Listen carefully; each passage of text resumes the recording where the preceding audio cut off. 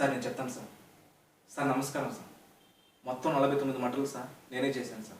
పూర్తి స్పృహతో, పూర్తి ఆరోగ్యంతో, అన్నీ తెలిసి పగడ్బందీగా ప్లాన్ చేసి నేనే చంపాను సార్. నేనే చేశాను సార్. మీరు ఏ శిక్ష చేసినా నాకు అంగీకారమే సార్. సార్ శిక్ష విధించే ముందు ఒక్క 2 నిమిషాలు మాట్లాడే అవకాశం దొరుకుతుందా సార్? 2 నిమిషాలు sir, please sir. Thank you sir.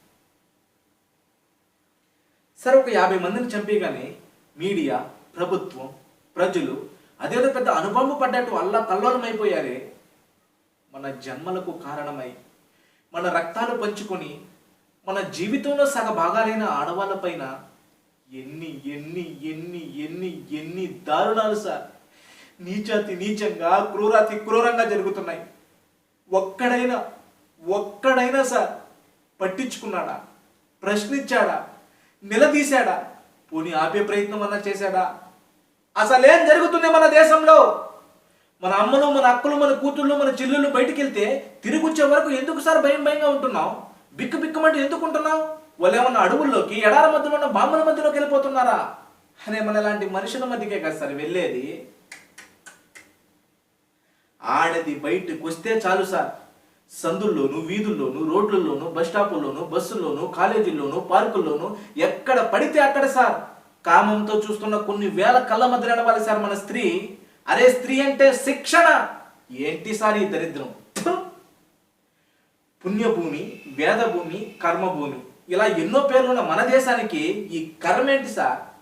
మాతృదేవో భవ అది మొదటి నమస్కారం స్త్రీకే పెట్టమని చెప్పిన మన భారత సంస్కృతి ప్రపంచానికి చాలా నేర్పించింది. కానీ మనకే ఏమి నేర్పించలేకుండా పోయింది.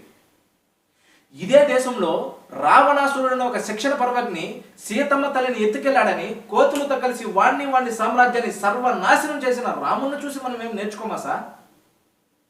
ఒక ఆడదాని కొంగులాగితే 18 లక్షల మందిని పిచ్చ కుక్కలను కొట్టినట్టు చంపినటువంటి మహాభారతాన్ని చూసి మనం ఏం నేర్చుకోమా సార్?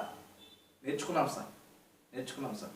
ఆడవాళ్ళని ఎత్తుకెళ్ళిపోవడం, చీరలు లాగటం, great country sir. Salute my country and my culture, salute sir. Police స్టేషన్లు, కోర్టులు, సెక్యూరిటీలు, సెక్యూరిటేరియట్లు, ఎక్సెట్రాలు ఇలా ఇవన్నీ మనం సవ్యంగా నాగరికతంగా బతకడం కోసం వేల లక్షల కోట్ల ప్రజల సొమ్ముతో మన కోసం మనం నడుపుకుంటున్న ప్రపంచంలోనే అతిపెద్దదైన డెమోక్రటిక్ సిస్టంలో ఆడదానికి సేఫ్టీ లేదు సార్. మారాలి సార్, ఈ పద్ధతి మారాలి సార్. సార్ మార్పు అనేది ఏదో ఆకాశం నుంచి ఊడపడదు సార్, మనలో రావాలి సార్, మనందరిలోనూ రావాలి సార్. మన అమ్మలు మనల్ని భద్రంగా కడుపులో దాచుకొని కనీ పెంచినందుకు కనీస కృతజ్ఞతగా మన చుట్టూ ఉన్న ఈ ఆడవాళ్ళని గుండెల్లో పెట్టుకుని చూసుకున్నాం సార్. శిక్షలు వేయడం కాదు సార్, మా అందరి చేత పెదబాల శిక్షలు చదివించండి సార్. నా ఈ ఆటవిక అనాగరిక సమాజాన్ని తీసుకెళ్లి మళ్ళీ బడిలో వేయండి సార్.